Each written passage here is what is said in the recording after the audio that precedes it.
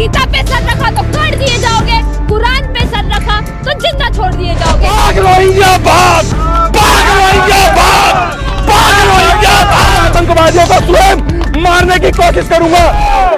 मैं भी बांग्लादेश में जो हो रहा है वो तुम सब अपनी आंखों से देख रहे हो, आंखें फाड़ फाड़ करके देख रहे हो, लेकिन तुम उस पर अमल नहीं कर रहे हो।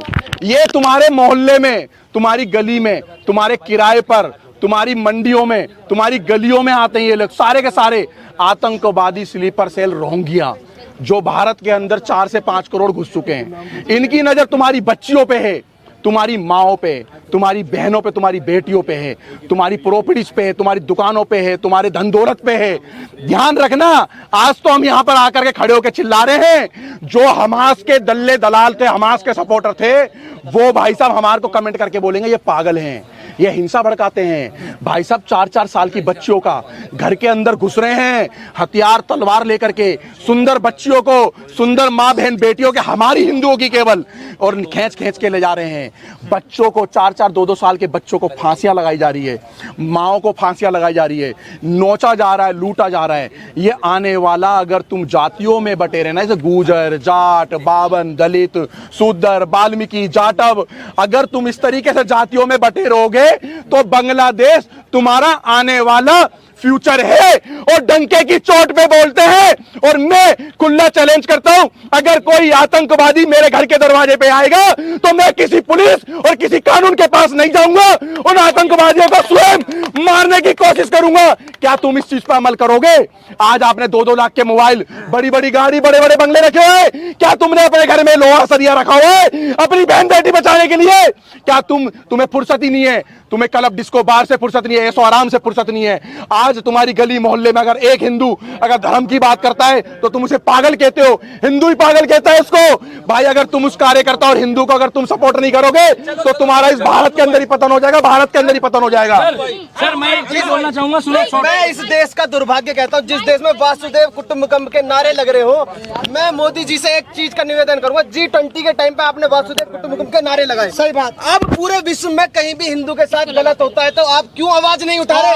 क्यों आवाज नहीं उठा रहे? मैं एक चीज कह रहा हूँ, मंदिर के अंदर इस्कॉन टेम्पल के जितने भी लोग पूजने वाले हैं, इस्कॉन टेम्पल को, भगवान श्री कृष्ण को पूरी दुनिया के लोग मानने वाले हैं। और जो बांग्लादेश में हमारे जो भी हिंदू लोग हैं, बांग्लादेश में जितने भी इस्कॉन टेम्पल है उन्हें तोड़ा जा रहा है। तो ये लोग पूरे विश्व के जितने भी लोग हैं, वो लोग हैं कहाँ? क्यों आवाज नहीं उठा रहे वो लोग? बांग्लादेश के अंदर कितनी हजारों करोड़ों की प्रॉपर्टियां थी, कश्मीर में कितने हजारों करोड़ों की प्रॉपर्टियां थी, तमिलनाडु में कितनी थी, बंगाल में कितनी थी, केरला में कितनी।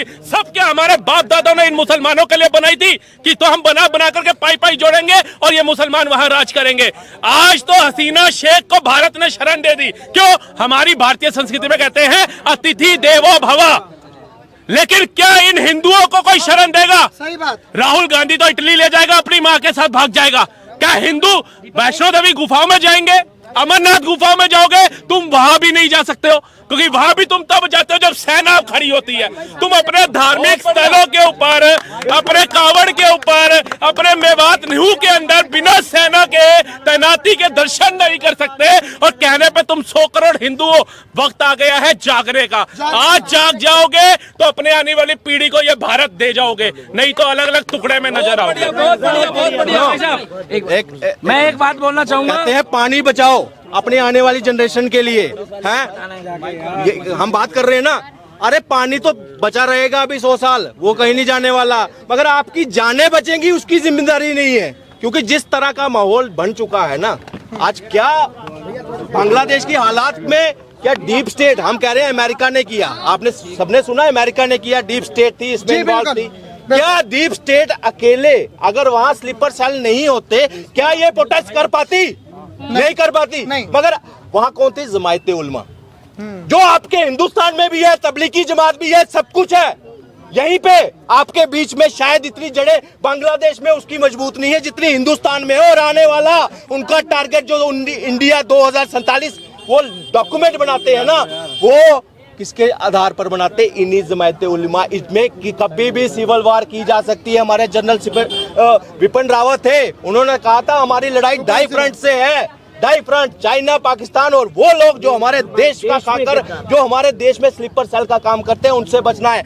आपको विपक्ष क्या कर रहा है? बांट रहा है किस पे? OBC, ST, SC. आज वहां बताओ, सबसे पूछो, मैं आज हर नीले कबूतर से ये पूछूंगा, क्या वहां पे क्या वहां पे कास्ट देखकर ओबीसी नहीं, तुम्हें नहीं मार रहे, सबको मार रहे हैं, हिंदू देखकर मार रहे हैं। हिंदुओं का मंदिर चाहे वो किसी का भी है, उसको जलाया जा रहा है। भाई मेरा एक सवाल है, मेरा सवाल ये है कि बात हो रही थी बांग्लादेश के जो प्रदर्शनकारी थे, वो कह रहे थे हमारी सत्ता पक्ष से लड़ाई है, लेकिन सत्ता पक्ष तो चला गया, अब हिंदू अल्पसंख्यकों को टारगेट किया। सोच समझ एक बात बता दे रहा हूँ, पूरे विश्व का इतिहास उठा के देख लो, जगह जगह के किस्से उठा के देख लो, क्या इजराइल, क्या पेरिस, क्या लंदन, क्या कोई सा भी देश, एक तरफ तो कभी ये यहूदी पाए जाते हैं, एक पक्ष हिंदू पाए जाते हैं, कभी क्रिश्चियन भी हो जाते हैं, कभी कोई हो जाते हैं, लेकिन दूसरा पक्ष आतंक फैलाने वाला होता है, और वो केवल और केवल वही होता है जो मदरसे से किताब पढ़ के निकलता है और कहता है कि तेरे अलावा,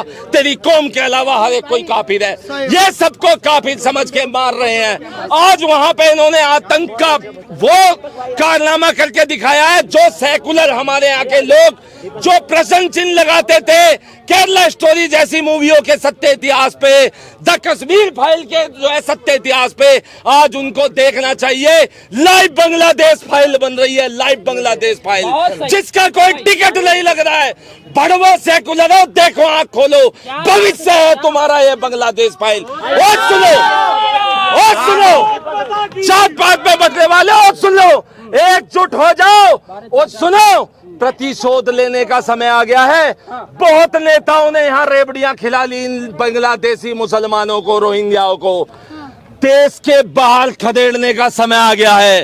भारत की धरती कर रही है पुकार, भाग रोहिंग्या भाग, भाग रोहिंग्या भाग, भाग रोहिंग्या भाग, भाग रोहिंग्या भाग। 1947 देखी थी आपने पिक्चर, केरला स्टोरी देखी थी, जैसलमेर वाली देखी आपने, बॉर्डर, आपने सारी पिक्चरें देखनी है। अपने बच्चों को बोल दो, लाइव पिक्चर चल रही है बांग्लादेश में, लाइव चल रही है, लाइव पिक्चर होगी आने वाले टाइम पे। अगर मोदी जी ने संज्ञान नहीं लिया तो मैं क्लियर बता दूं, पिक्चर का नाम होगा बांग्लादेश से भागे हिंदू 2024। क्या गायब हुए हिंदू 2024। हमारे बच्चों के बच्चे देख रहे होंगे और कह रहे होंगे अगर काश हमारे बाप दादा उस टाइम उठ गए होते। हमारी मजबूरी ये है कि वहाँ के हिंदू बॉर्डर के पार है। क्या बॉर्डर के पार हम नहीं जा सकते, हमारे हाथ बंधे हुए हैं। दूसरी बात, उन्होंने दिखा दिया कि हम मुगलों के वंशज हैं, क्योंकि वहाँ पर वो महिलाओं के छोटे वस्त्र चुरा रहे हैं, संडास चुरा रहे हैं, चम्मच चुरा रहे हैं, क्लब प्लेटें चुरा रहे हैं,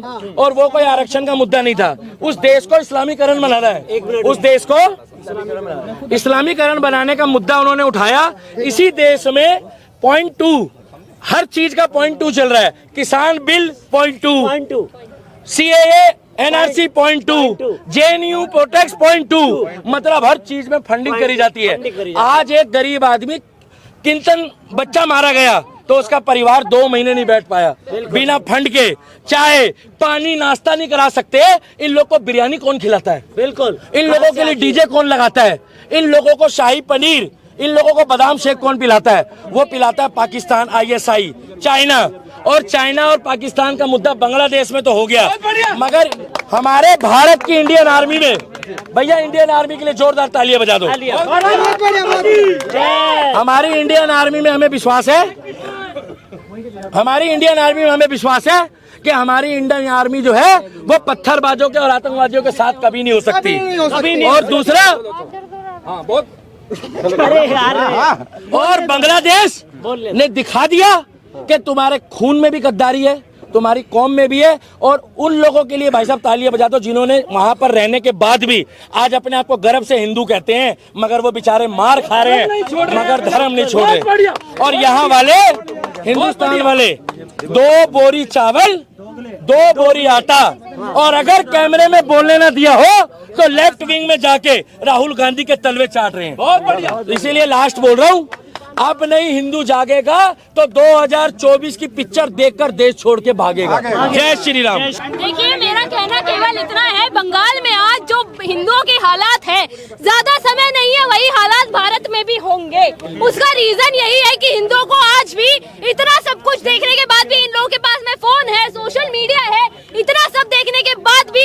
रील स्क्रॉल करनी है, इन्हें गेम्स खेलनी है, लेकिन बंगाल में जो हो रहा है उसका समर्थन नहीं करना है, हिंदुओं का समर्थन नहीं करना है। इन्हें लिबरल बन के रहना है, इन्हें सेक्युलर बन के रहना है।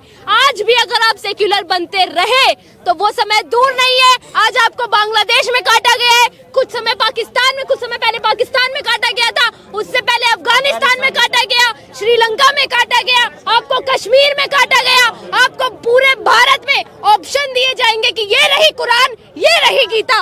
अगर गीता पे सर रखा तो काट दिए जाओगे, कुरान पे सर रखा तो जिंदा छोड़ दिए जाओगे। लेकिन अगर आप आज भी अपने धर्म के लिए नहीं खड़े हुए, ये वही वेस्ट बंगाल है जहाँ पे सबसे अधिक हमारे शक्तिपीठ है। वेस्ट बंगाल में दुर्गा पूजा भी इसीलिए होती है क्योंकि सबसे अधिक शक्तिपीठ उसी वेस्ट बंगाल में है। और उसी वेस्ट बंगाल की मुख्यमंत्री आज एक महिला होके उन रोहिंग्याओं का समर्थन करती है, उन मुसलमानों का समर्थन करती है जो आज हिंदुओं को मार रहे हैं बांग्लादेश में, हिंदुओं की बेटी के कपड़े उतार रहे हैं, उनका बलात्कार कर रहे हैं। किसी को शर्म नहीं है। मैं ये कहना चाहती हूँ, इनकी कौम में शर्म सिखाई नहीं जाती है। मैं कविता कहूंगा और वो कविता सिर्फ और सिर्फ बांग्लादेश के लोगों के लिए है कि ये नज्म इस नज्म का उन्वान है, सब याद रखा जाएगा।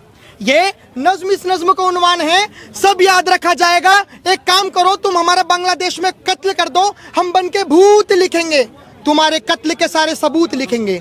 एक काम करो, तुम नुकीले पत्थर लिखो, हम लाल गुलाब लिखेंगे। तुम इस धरती पर जुल्म लिख दो, तुम लिखो, तुम इस धरती पर जुल्म लिख दो, तुम इस धरती पर जुल्म लिख दो, तुम इस धरती पर जुल्म लिख दो। आसमान में जय श्री राम लिखा जाएगा, सब याद रखा जाएगा, सब याद। देखिए ऐसा है, दो टूक में अपनी बात कहना चाहता हूँ। मैं हमेशा से इंसानियत का पक्षधर रहा हूँ, लेकिन आज बांग्लादेश में जो हालात हुआ है, हमारा भी जो है वो सर का पारा चढ़ गया। चूंकि एक लिमिट तक ही इंसानियत को देखा जाना चाहिए। और दो लाइन में कहना चाहता हूं कि बहुत हो गया लुक्का छिपी, बहुत हो गया लुक्का छिपी, अब तो आगे आना ही होगा। और बाढ़ में गया भाईचारा, अब भारत को हिंदू राष्ट्र बनाना ही होगा, अब भारत को हिंदू राष्ट्र बनाना ही होगा।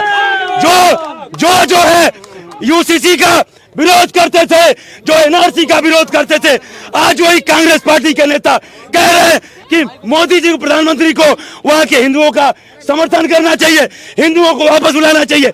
और जब जो है एनआरसी के 10 शरणार्थियों को बुलाया जा रहा था, तब ये लोग विरोध कर रहे थे। आज कांग्रेस की हकीकत अपने आप सामने आ गई है। सलमान खुर्शीद कह रहे हैं कि जो बांग्लादेश में हुआ वही भारत में हो सकता है। एक नेता का क्या ये बयान होना चाहिए?